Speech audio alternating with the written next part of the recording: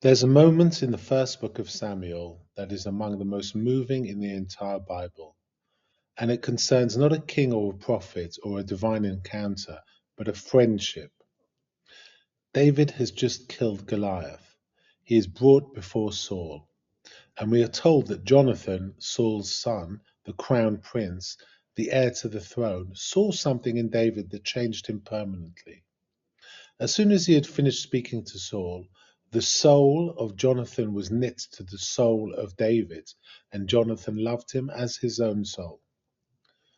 The soul of Jonathan was knit to the soul of David. It is one of the most beautiful phrases in the Hebrew Bible, and it describes something that most of us have experienced at least once in a life. The meeting of another person in which something in you recognizes something in them at a level beneath the conscious, beneath the social, beneath everything that might divide you. And in that recognition, something has changed. In this episode, we read the friendship of Jonathan and David with Erik Erikson. Erikson's 8 stages of the human life cycle are, as we've discussed previously in this series, one of the most durable and clinically useful frameworks in 20th century psychology. The stage that concerns us today is the 6th, intimacy versus isolation. Erikson placed this stage in early adulthood, after the adolescent formation of identity that he called the 5th stage, and before the mature generativity of the 7th. The crisis of intimacy versus isolation is this: having arrived at some sense of one who is, the hard-won identity of the adolescent stage, can the young adult now risk that identity in genuine relationship?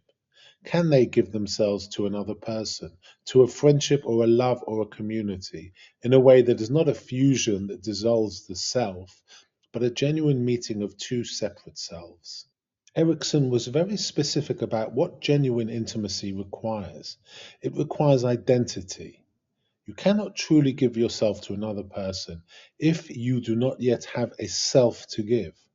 The person who has not resolved the identity crisis, who does not yet know who they are, tends to merge rather than meet.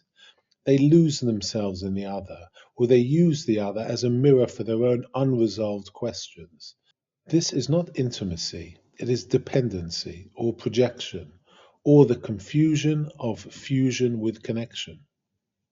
But the person who has arrived at a genuine, if provisional, sense of who they are can now reach toward another person from that ground, can risk the genuine encounter, can let the other person be genuinely other, different, separate themselves, and still be in a relationship with them.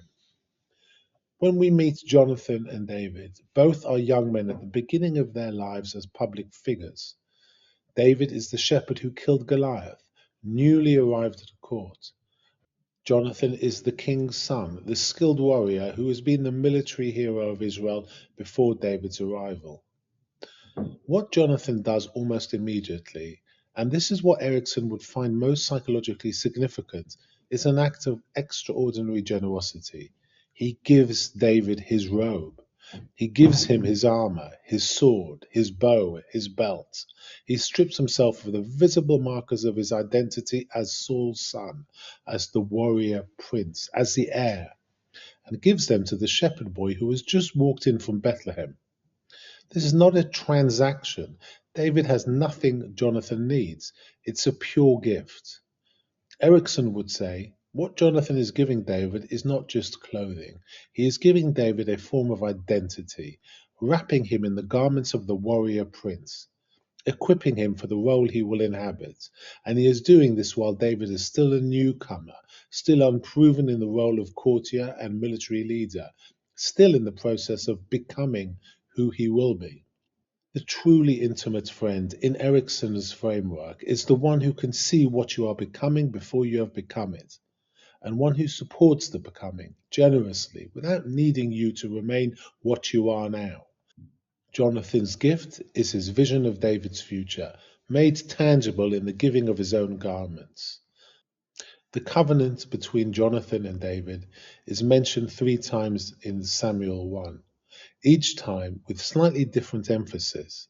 each time reaffirmed in the face of increasing danger, because the friendship does not exist in comfortable circumstances.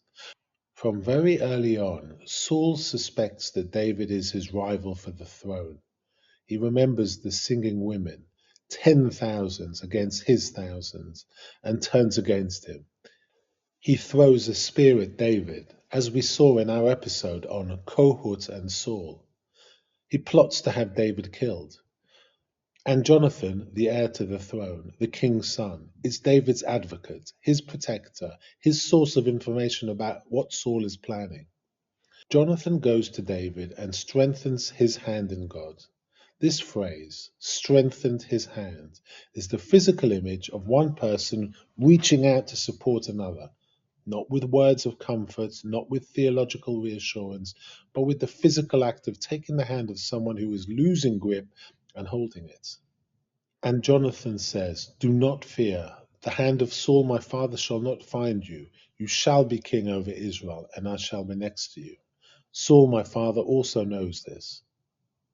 You shall be king, and I shall be next to you." Jonathan is giving up his inheritance. He is the crown prince. He should be king, and he is standing before David and saying, "You will be king, and I will be second to you, and I am at peace with this."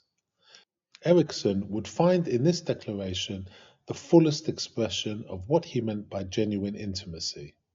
Because Jonathan is able to say this without resentment, without the kind of rivalry that Saul could not contain, without the narcissistic injury that Saul experienced at the woman's song. He can say, "You will have what I would have had, and I rejoice in it." This is only possible in Erikson's framework for a person who has a genuinely secure identity. Jonathan does not need the throne to know who he is. His identity is not constituted by his position as heir. He has a self that is prior to and independent of the role, and from that self he can choose David's kingship over his own, freely, with full awareness of what he is surrendering. This is the paradox of genuine intimacy. It requires a self secure enough to give itself away. The person who clings to their position, who cannot risk their status for the sake of another, who cannot surrender what they might have had, this person is not secure enough to love freely. Saul is the counter-example within the same story, a man so dependent on the position of king, so constituted by it, that David's growing prominence feels like his own dissolution. Jonathan does not dissolve. He remains himself, the warrior, the prince, the son, and from that ground itself, he loves David completely. The last time they see each other is in the wilderness of Ziph, where David is hiding from Saul. Jonathan goes to him and says, "Do not be afraid. My father Saul's hand will not find you. You will be king over Israel, and I will be second to you." The same promise again. You will be king, and I will be next to you. And then David becomes king, and Jonathan dies. He dies in the battle at Mount Gilboa, on the same day and in the same battle as his father Saul. David mourns them both in the great elegy we have already mentioned, how the mighty have fallen, Saul and Jonathan, beloved and lovely, but it is for Jonathan that he reserves the most personal grief. "I am distressed for you, my brother Jonathan. Very pleasant have you been to me. Your love to me was extraordinary, surpassing the love of woman." Erikson did not believe that genuine intimacy was reducible to its category, romantic love, friendship, or fraternal bond. He believed that the quality of the connection was what mattered, the mutual recognition, the genuine meeting, the willingness to be known and to know, the capacity to give from a grounded self rather than to take from a needy one. Jonathan loved David. He strengthened his hand in God. He gave him his robe. He told him the truth about his father's intentions at the risk of his own safety. He surrendered his inheritance with gladness. This is what Erikson would call the resolution of the intimacy crisis, the discovery that genuine connection does not cost you yourself, that you can be fully known and remain fully yourself, that the knitting of one soul to another does not dissolve either soul. Your soul knits to my soul, and both of us more whole for it.